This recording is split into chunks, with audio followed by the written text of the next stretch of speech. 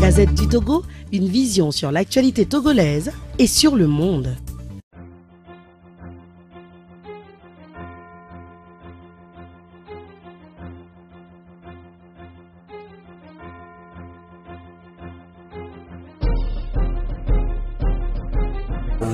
BNP Accra et en même temps le programme de la coalition.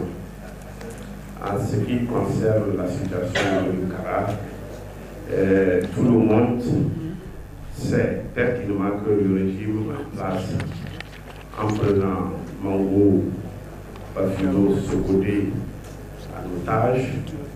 Son programme est de l'extendre aussi à tous les niveaux, à commencer par la ville de Kara, où le régime considère que c'est sa chasse gardée. Ainsi, il y a des militants, des citoyens au niveau de cette ville-là qui se battent pour sortir de ce piège du régime. C'est dans ce cadre-là que les militants du PNP ont organisé une réunion et le régime, comme il est de son habitude, a utilisé la répression. Oui, je confirme la situation de répression des militants du PNP au niveau de la ville de Kara. S'agissant du programme de la coalition, il se décline en deux temps, en deux volets. Le premier volet porte sur la semaine en cours. La coalition avait planifié, organisé les 10, 11, 12, les meetings politiques, respectivement dans les villes de Mango, de Bafilo et de Sokodé, avant de pouvoir observer une marche nationale sur toute l'étendue du territoire le 13 janvier 2018. Comme on pouvait s'attendre, le ministre de l'administration territoriale a dû rejeter la tenue de ces meetings. Donc il nous reste pour le moment de la semaine en cours la marche nationale pacifique le samedi 13 janvier 2018. S'agissant de la semaine du 15, c'est-à-dire la semaine prochaine, la coalition planifie pour organiser et observer des visites au niveau de la ville de Mango, de Bafilo et de Sokodé avant la journée de samedi. Et la journée de samedi, une fois que ces visites-là ont été observées, la journée de samedi 20 janvier 2018 sera consacrée pour la marche des femmes à l'ONU. Merci beaucoup.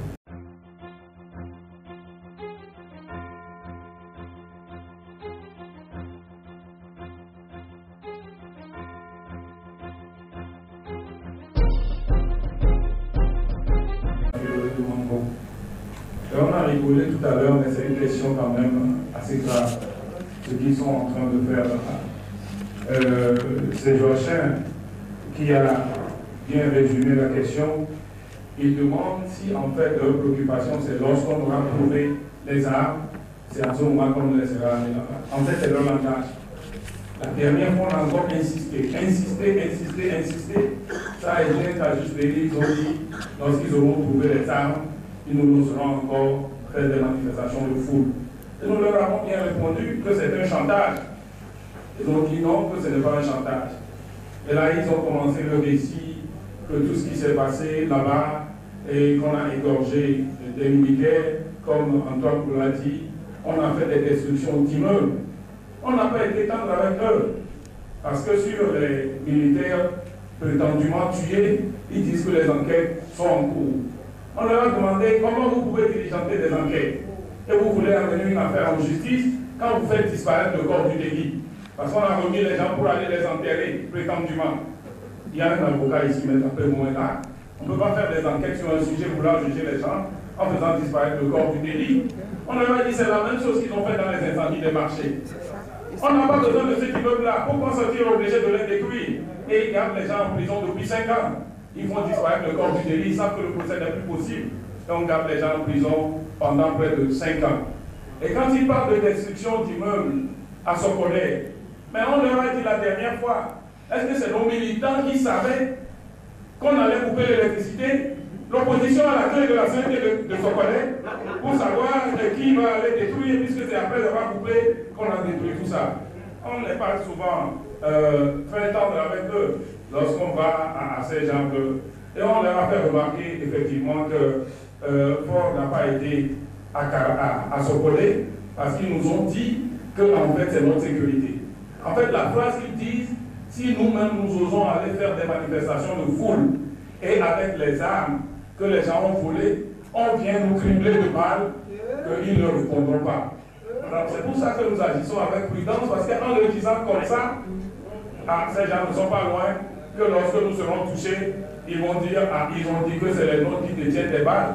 Sinon, on leur a dit, qu'en voyant ce qui s'est passé avec les braquages au grand marché, et des braquages qui s'étaient passés avant dans les maisons de quelqu'un qui échange des monnaies à Azaoun, ces armes sont plus nombreuses que ce qu'on prétend, les 2 armes qu'on prétend rechercher à Sokolé. Et pourtant, à Lomé, il y a des manifestations. C'est pour qu'on fait comprendre qu'en réalité, dans ces villes, leur préoccupation, c'est de savoir que ces grandes villes du Nord ne leur échappent. Ils sont en train de garder la main sur ces villes-là pour des élections et des échéances à venir, même si on n'est plus là pour venir. Voilà en fait leur stratégie à ce niveau-là. Il y a un frère qui a dit qu'est-ce que nous pensons de ces félicitations au niveau de ces manifestations qui se passent bien. En réalité, des manifestations qui se passent bien, c'est le peuple et le gouvernement qui doivent être félicités en principe. Mais quand ils disent que nous ne sortons pas de l'itinéraire, nous avons répondu à cette question d'itinéraire la dernière fois.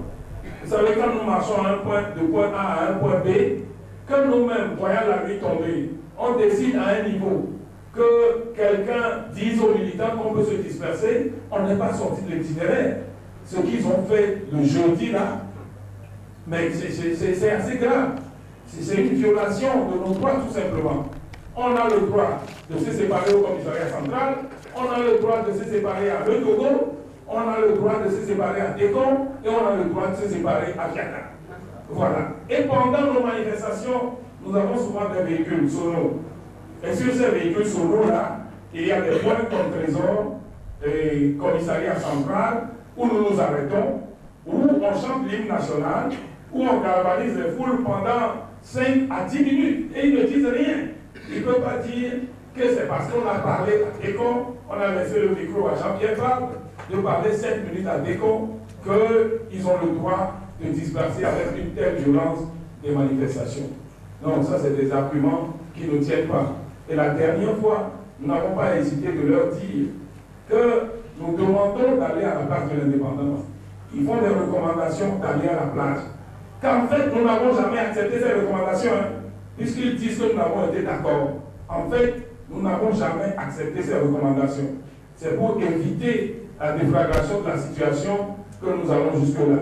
Mais nous leur disons que nous n'allons pas faire la même chose, parce que la plage ne se trouve pas ce que nous cherchons. Et ils ont répondu que unir aussi, faire des manifestations et voir sans problème à la plage malgré qu'ils sont le parti au pouvoir. Mais on leur a répondu, moi je leur ai répondu la dernière fois, qu'en voyant les insignes spirituels de unir le blanc et le bleu azur, c'est normal que l'UNI accepte d'aller à la plage. C'est leur dogme spirituel. Vous-même, vous savez ceux qui utilisent le blanc et le bleu azur et qui vont à la plage à minuit. Et nous sommes des catholiques, des musulmans, etc. Donc nos totems ne se trouvent pas à la plage. Pourquoi nous avons à la plage tout le temps? On le leur a dit. Donc, à bon entendeur, salut. Les prochains jours, nous dirons ce que nous ferons. Merci.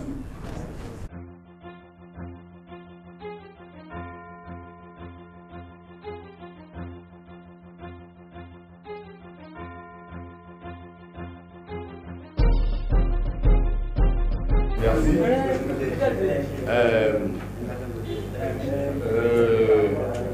Dans notre le message que la présidente de notre coalition a lu tout à l'heure. Nous avons abordé presque tous les sujets. Et pourtant, des journalistes ont encore posé des questions sur ce que sont les messages du chef de l'État. Ça aussi, nous l'avons abordé dans le message tout à l'heure.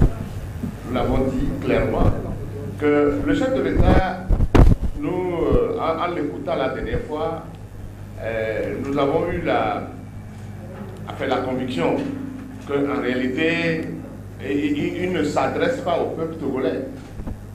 En fait, dans son discours, on a l'impression, ou en fait, cette conviction, qu'il s'adresse à son parti. Donc, il s'est adressé, comme il a fait d'ailleurs à leur congrès à Tchélié, il s'est adressé à ses militants, mais il ne s'est pas adressé aux Togolais.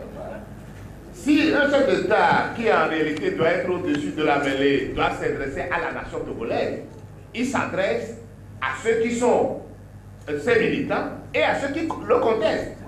Nous avons le droit de le contester. Constitutionnellement, nous avons le droit de ne pas être d'accord. Mais lui, il est le chef de l'État de tout le monde. Lorsqu'il prend la parole en début d'année pour faire le bilan de l'année écoulée et parler des perspectives de l'année qui s'ouvre, il doit aborder tous les sujets en tant que père de famille.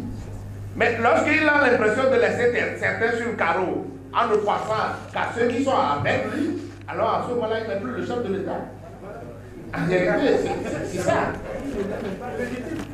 Alors, parce que dans ce discours, ce qui nous a fait extrêmement mal, c'est que au même moment où il nous parle de dialogue, il a découvert les vertus du dialogue, mais il dit, au même moment où il faut aller à un dialogue, qui est la seule solution, dit-il, il dit, mais lui, il a déjà fait ce qu'il devait faire. Il a déjà envoyé un texte à l'Assemblée, l'Assemblée l'a voté, et il appartient au peuple de se prononcer. Alors, on ne peut pas parler d'un dialogue qui va s'ouvrir, et personne ne sait sur quoi le dialogue va déboucher. Mais au même moment, lui dit, il y a déjà un référendum qui est en préparation. C'est deux choses totalement différentes. J'ai entendu l'un de ces lumiers, entre guillemets, le professeur Trimois, sur une radio, nous dit, mais c'est nous qui n'avons pas compris parce que le chef de l'État dit que c'est les conclusions du dialogue qui vont aller en référendum. Pourquoi lui va décider déjà avant qu'on ne commence le dialogue? Il ne peut pas décider de ce que nous allons faire avant que le dialogue ne commence. Et puis de deux, ce qu'on lui a écrit, qu'il nous a lu et que nous avons tous entendu, ce n'est pas les conclusions du dialogue dont il parle. Il parle déjà de la loi qui a été votée à l'Assemblée nationale et que nous contestons aujourd'hui. Et c'est cette loi-là qui veut aller au référendum. Donc ça veut dire qu'en réalité, c'est des gens qui ont qui ont dû faire au feu. Sous la pression nationale et internationale, il accepte sur le bout des doigts le dialogue, mais en n'y croyant pas. Et parce que, et à ce dialogue-là, peut-être qu'ils vont aller poser des actes juste pour trouver des alibis et dire, ah oui, le dialogue n'a pas marché et nous allons aller à notre référendum. C'est ça. C'est ce qui constitue la duplicité que nous dénonçons. C'est déjà, s'il veut la paix pour le pays, il veut qu'on sorte de la crise, il n'a pas le droit de se comporter comme il le fait. Voilà ce que je voulais dire. La Gazette du Togo, une vision sur l'actualité togolaise et sur le monde. Rejoignez-nous sur le www.lagazettedutogo.com ou sur nos comptes Facebook, Twitter et YouTube. Pour tout contact, écrivez à contact@lagazettedutogo.com ou appelez le 92 80 88 53. La Gazette du Togo, c'est l'information en continu.